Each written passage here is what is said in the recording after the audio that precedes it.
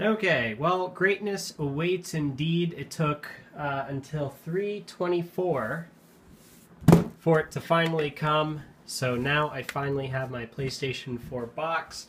We're going to go ahead and do the unboxing, which I'm pretty sure you guys have seen it. And also, on the side note, my PlayStation 3, I'm going to put it off to the side. We'll do some size comparisons with the original launch PlayStation 3.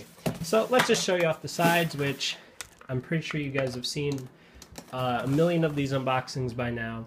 But, you know, standard fare. The best place to play. They, of course, show the older systems, talking about some stuff. Knack, Assassin's Creed, Killzone, Watch Dogs, and Infamous. We're going to go ahead and remove the seal. Okay. And on the side, by the way, it shows off what you get. You get the console controller and a bunch of cables and manual. You do not get a stand, which I made a rant about that a while ago. But we will do this the right way. Alright, removing this. Pulling up. It's like an oversized laptop case. So of course you have your manuals, which this, by the way, is all the codes for myself. I'm going to use those. Manual. I now have two DualShock 3 controllers, as you can see here. And they both, they both light up. I have all cables in here, which I'm not going to show you. I mean, a cable's a cable, big deal. What you want to see is this thing. We will toss this off to the back. Okay, this is the first PlayStation console I have unboxed new since the PlayStation 2 original. This guy is a launch PlayStation 3, but it was in fact a used console. So here is the PlayStation 4, which is much thinner. So we'll go ahead and take these off, but I'm excited about this thing. I'm glad they went back to capacitive touch buttons. Okay, so this is the console. It is much heavier than you'd think. I think it's about the same weight as the Slim. It does in fact stand, which is great. So fuck you, Sony, I'm not getting a stand. But we'll just show off that and that. It's let's see if we can get a better view. It's not that much different. And I was going to throw an it's about the size of the Xbox 360 Slim, which go ahead and toss that into the mix. It's about the same size. Give or take. It's not that far different. It's much thinner. It looks nicer. It has this, I have to say, it looks really nice. If you haven't seen one yet in person, it's definitely looks nicer than it does in photos.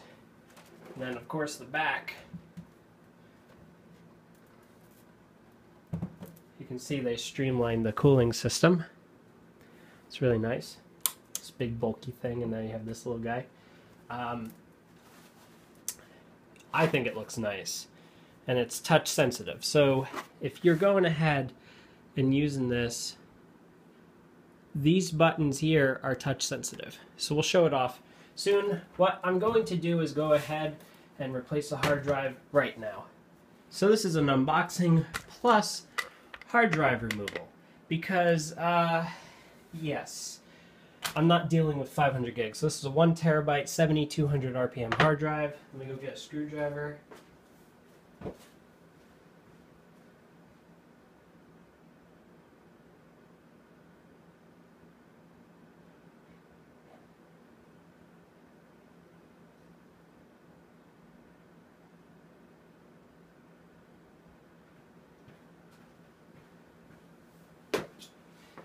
Okay, so we have our screwdrivers.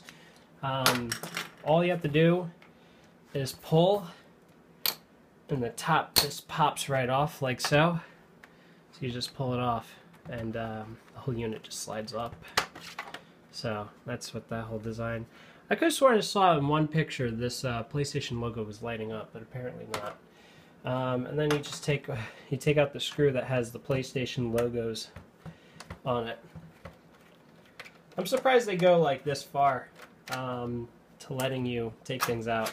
So they decide, actually, I'm actually impressed. I'm using the same brand. They use Hitachi's. So this is a 5400 RPM 500 gig, and this of course is a 1 terabyte 7200. Higher density plus faster spindle equals faster load times. So we're gonna go ahead and do that. Which, nothing like a fresh Loctite seal.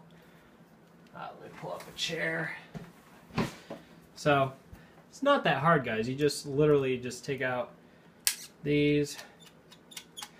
I have to say their caddy is thicker than I thought it would be.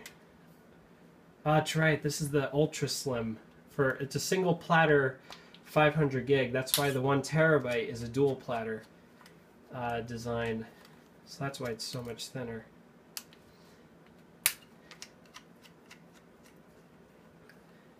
Okay. Things I'm going to test. I'm going to test a multitude of things. I'm going to definitely test that remote play, but I have to say something I have yet to see is I have yet to see someone try doing it over the internet. Now, one thing you can do is set up a VPN and then use Wi-Fi, and you can trick the system into thinking that the PlayStation 4 is on the same network, and then you can just access it worldwide. That's one idea. But let's just get this all screwed in here.